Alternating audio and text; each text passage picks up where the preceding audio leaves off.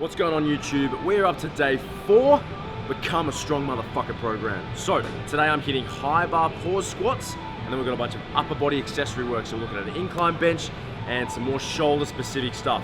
Got my gold standard pre-workout in, got my Do It For The Ice Cream t-shirt on. Let's do this.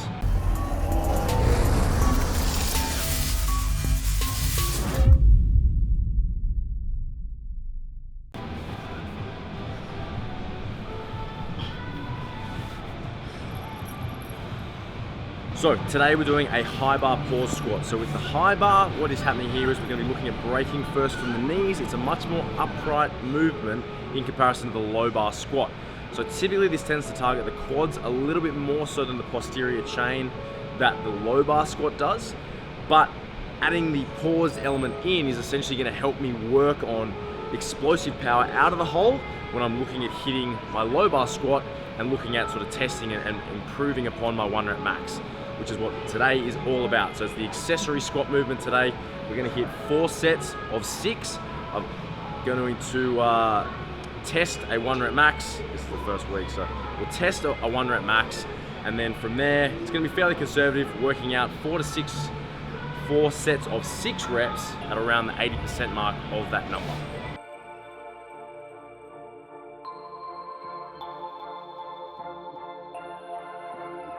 A high bar squat is a little bit different to the low bar squat that we performed earlier in the week. So what we're looking at doing is bringing that bar a little bit higher up, sort of resting on the traps rather than our rear delts. Look at staying much more upright in the movement, which typically tends to target the quads a little bit more. The paused element of the squat means I'm going to be working a little bit more on that explosive nature out of the hole, which ideally is going to translate into helping me improve my 1 rep max when it comes going back to a low bar squat. So today we've got 4 sets of 6 at around 80% of a 1 rep max, which is around the 170 kilo mark for me. Not too unhappy with that. It was only supposed to be an 8.5 to a 9 out of 10 in terms of rate of perceived exertion. So we rounded up.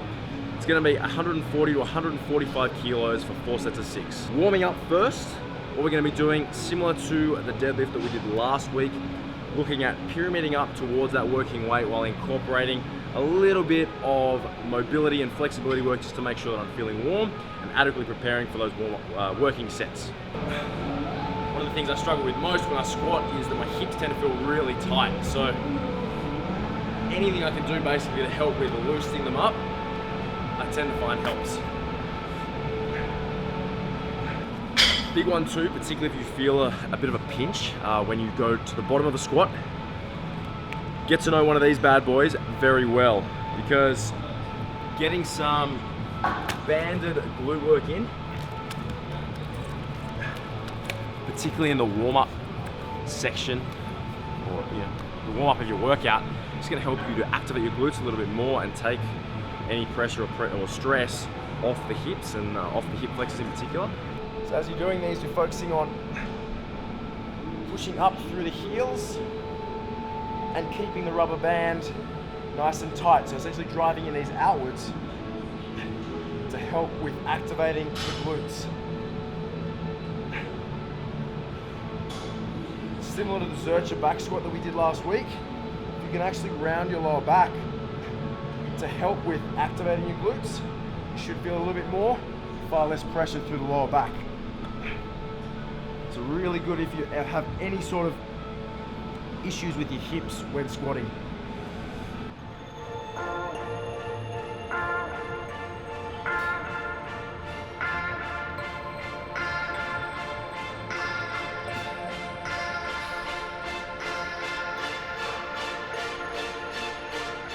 The banded glute bridges actually have my hips feeling pretty good, so I only really felt like doing 4 reps on that set. Push out the weight, continue working towards that working set, get stuck in there, so essentially saving energy for those working sets. It's the same deal with the high bar squat as with the low bar squat and the deadlift, whatever main lift you're doing. You want to get into that process of keeping your systems, keeping the actual process of doing the lift exactly the same. You want to try and get into and build really good habits. So again, as the weight starts to get heavy, the only variable that's changing is the weight you're lifting rather than the way that you're lifting it. Okay, so we're going to take Steve's saying from last week, last set, best set. We're going to improve that slightly. Every set, make it the best set so far. So every set, best set. And we're going to start off with my first set. 6 reps, 142.5 with a 2-second pause at the bottom. Let's do it.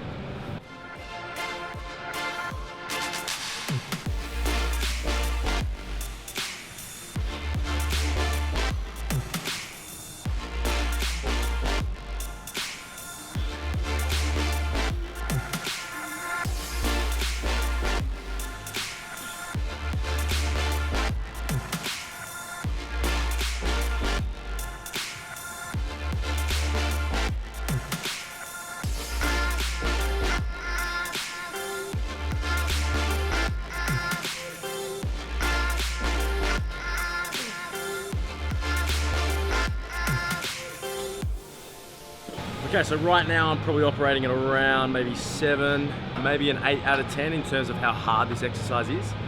But that's the thing about submaximal training. The idea is not to see just how far I can push myself and how close to failure I can take my sets. It's more to think about how much volume can I do today and how can I look at increasing that over time. So because I'm still operating a little bit further away from failure than I might otherwise be, I have plenty of more room to move in terms of progression and before I actually hit that training max. Okay, so my main movement today is the incline bench. Done my squat accessory, I'm on to my bench accessory technically. So today I'm aiming for a set of 3 to 5 at 115 kilos. Now ideally I'm going to hit the upper mark there, the 5 reps, so I can look at making as much progression as possible. From there I'm going to be doing 4 sets of 8 at a slightly lower back off weight. Again, we're just going to pyramid up, look at decreasing the amount of reps we're doing as we increase the weight. Again, working up to that working weight without actually fatiguing ourselves to the point of making that main lift up. So the purpose of accessory work is to help with essentially supporting main lifts and assisting with improving or strengthening any imbalance or weakness. So with an incline bench press, what we're looking at doing is turning the bench press into less of a full body movement and really isolating the chest as well as the arms, so that when you go back to a flat bench, as per a powerlifting meet, the chest itself is much stronger, which means when you can actually engage your entire body throughout the lift, you're going to hit, or you're going to be able to hit a lot more weight. So you guys might be wondering why I've done, on most of my lifts now, you know, one top set where we're sort of going much heavier than the others, and then bring it back for sort of more back off sets or a back off approach. You can talk all the science you like. Essentially at the end of the day, what you're doing is getting your body prepared and getting it to lift a really heavy weight. And then what you're doing is actually adding more volume in by just bringing things back a little bit. Your body is essentially prepared, your central nervous system is prepared to lift heavier weights. And really at the end of the day, it feels a bit easier. So give it a try. 4 sets of 8, back off set now, 97.5.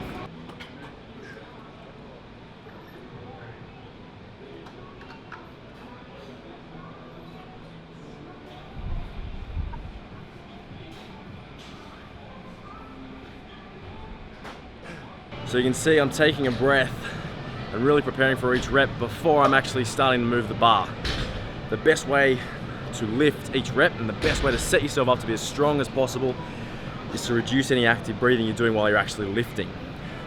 So if you can get as much air into your midsection as possible, really brace your core and hold that breath, you're gonna have much more chance of getting that weight back up in a nature that is as explosive as possible.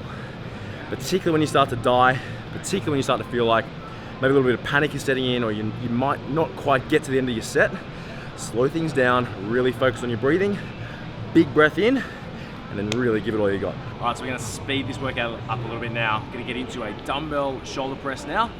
We're gonna hit 3 sets, 10 to 12.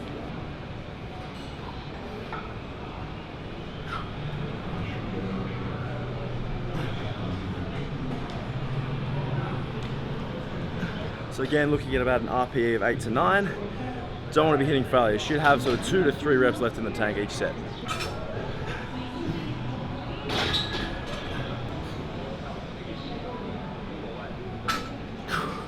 Going to finish off this workout now with a triple set. We're looking at 12 reps for each exercise. We're going for a decline cable fly. We're going for a tricep push down with a straight bar. We're going to finish off with a cable lateral raise.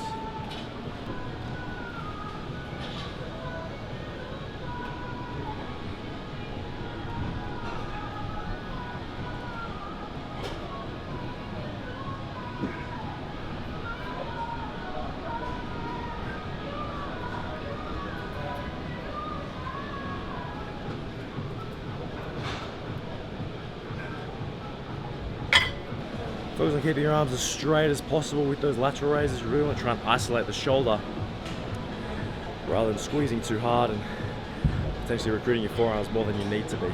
So obviously the main purpose of my current programming is to look at building strength, but I'm still a vein bastard, okay? I still want to work on certain areas, so I want to make sure that I'm hitting my muscles in a fashion that is still going to allow growth and still going to allow me to work on areas that I want to improve upon, basically. So for me, things like a decline cable fly to make sure that I'm hitting my chest in its entirety are still important to keep in my program, to make sure that I'm still getting strong, but I'm also working my muscles as well as possible to ensure that I'm growing while I'm eating so much in an optimal fashion.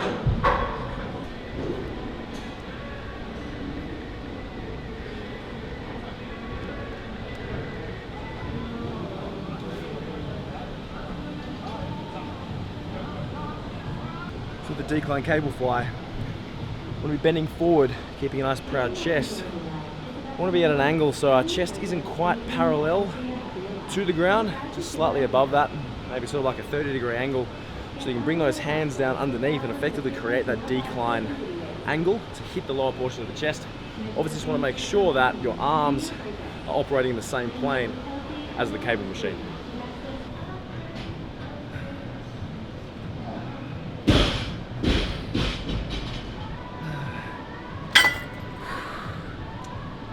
That's a wrap. Session 4 becomes a strong motherfucker, done and dusted.